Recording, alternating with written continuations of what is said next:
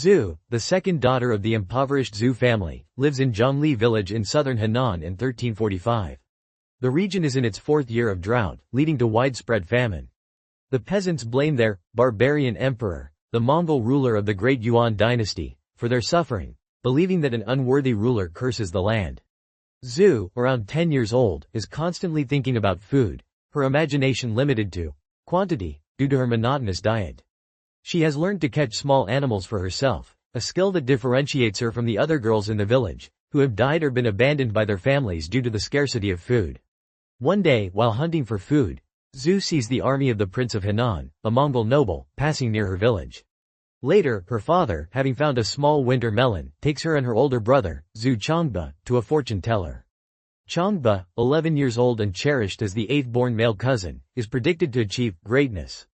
When Zhu asks about her own fate, the fortune teller says, nothing. This devastating prophecy leaves Zhu with a dull, deep pain. Soon after, bandits attack Zhongli village. Zhu's father, desperate, tries to offer her to the bandits in exchange for food, revealing her perceived worthlessness. The bandits, disgusted, refuse her and beat her father, who dies from his injuries. The next morning, Zhu finds Changba also dead, having seemingly given up on life.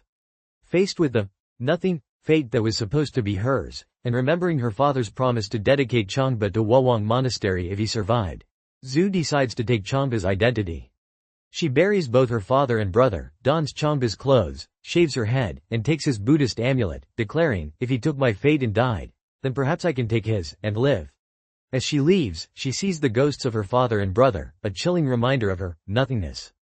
Zhu arrives at Wawang Monastery, a stone city floating in the clouds. Despite being initially refused admittance with other desperate boys, she persists for 4 days and nights, enduring rain and cold. Her stubbornness finally impresses a red-robed monk, who allows her to enter. When asked her name, she states, "My name is Zhu Changba." Life in the monastery is rigorous. Zhu is constantly exhausted by lessons and manual labor, but the regular meals fill her with hope for survival. Her novice master, Prefect Fang, is a harsh disciplinarian who dislikes Zhu, calling her a stinking, illiterate peasant. He singles her out, giving her difficult tasks and testing her constantly, telling her there will be no allowances. Zhu befriends Shu Da, an older novice who is kind and observant. Shu Da subtly protects Zhu, even sharing a pallet with her, and eventually reveals he knows she is a woman.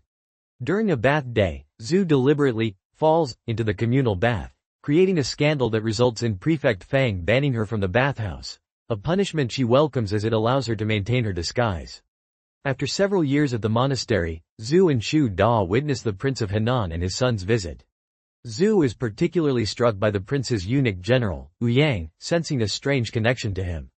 This connection makes her realize her own female substance and distinct fate. Later, during Ghost Month, Zhu orchestrates a plan to get rid of Prefect Fang. She gets him drunk on her homemade wine and leads him to the nuns' quarters, then screams, "Intruder," drawing attention to his perceived transgression. Prefect Fang is disrobed and expelled. The abbot, however, summons Zhu, revealing he knows she engineered the incident. Impressed by her intelligence and ruthlessness, the abbot takes Zhu under his wing, teaching her how the world really works, and promising her the position of future abbot. In 1354, news arrives that the Red Turban rebels have found the Prince of Radiance, a child believed to be the herald of a new era. The Great Yuan, fearing the loss of the mandate of heaven, orders the Prince of Henan to intensify his efforts against the rebels. The abbot notes that this chaos creates opportunities for ordinary men to aspire to greatness. Zhu, reminded of her own pursuit of greatness, feels a pull toward the outside world, but chooses to remain in the monastery, accepting the abbot's offer to succeed him. However, during Zhu's ordination ceremony, Yang, now a general, bursts into the Hall of Guardian Kings. He demands 2/3 of the monastery's annual revenue for the Yuan's war efforts.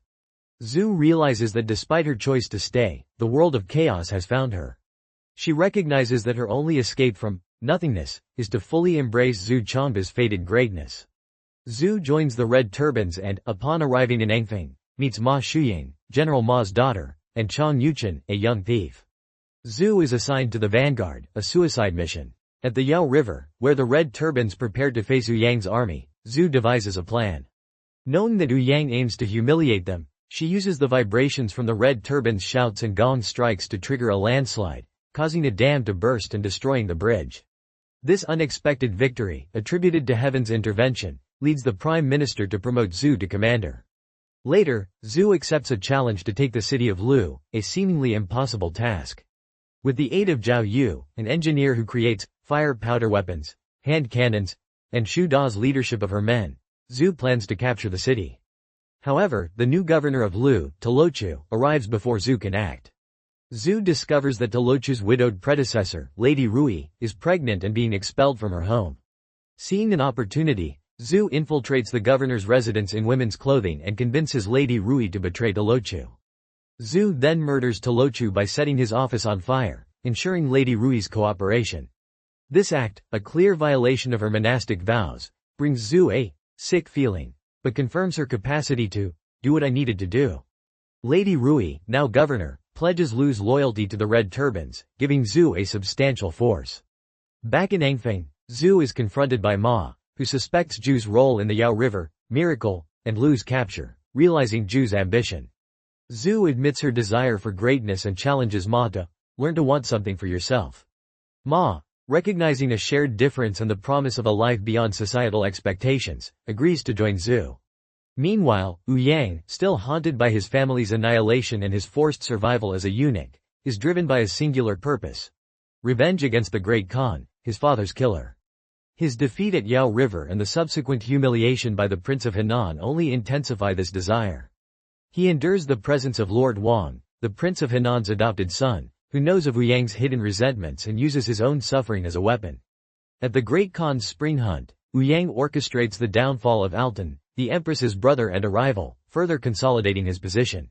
He then reveals his ultimate goal to General Zhang: to kill the Great Khan. Lord Wang, increasingly disfavored by his father, begins to suspect Wu Yang's true intentions. He realizes Wu Yang orchestrated his own defeat at Yao River to gain an opportunity at court and manipulates events to ensure Wu Yang's success. He confronts Wu Yang, demonstrating his knowledge of Wu Yang's secrets and vulnerabilities. Back in Angfeng, Zhu strengthens her army. She discovers that her ability to see ghosts has intensified, causing her discomfort and revealing to her that the ghosts perceive her as an imposter. She realizes that her continued divergence from Zhu Changba's original path is risking a catastrophic future. As the Yuan army approaches Binliang, Chen Yuliang, the Chancellor of State, plans to use Zhu's forces as a decoy. Zhu, suspecting Chen's true intentions, accepts the mission. Before leaving, she solidifies her relationship with Ma, culminating in a kiss and a deepening of their bond. At the Grand Canal, Zhu's force uses explosives to create chaos, drawing Wu Yang's attention. Wu Yang, recognizing the monk who caused his humiliation at Yao River, is filled with a desire for revenge.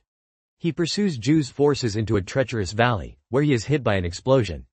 Realizing that Chen has abandoned them, Zhu challenges Wu Yang to a duel, intending to inform him of Chen's betrayal in Binliang.